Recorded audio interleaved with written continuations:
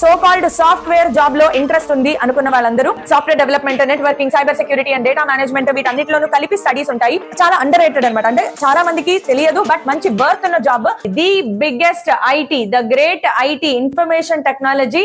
So information technology అనేది software job. So called software job లో interest ఉంది అనుకున్న వాళ్ళందరూ ఐటీ వైపు వెళ్ళొచ్చు అనమాట.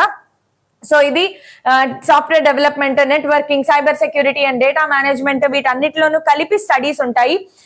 ఎవరైతే cloud computing, AI driven automation, IoT, smart technologies, ఐటీలో వచ్చేదే ఇదమ్మా.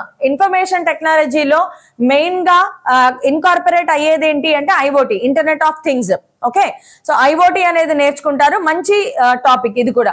సో సాఫ్ట్వేర్ డెవలపర్ అవ్వచ్చు, అందరికీ తెలుసు. ఐటీ చదివిన వాడు సాఫ్ట్వేర్ డెవలపర్ అవుతారు. Cloud engineering, AIML engineering, digital forensic analysis, cyber security analysis, IT consultant. ఇదొక మంచి జాబ్.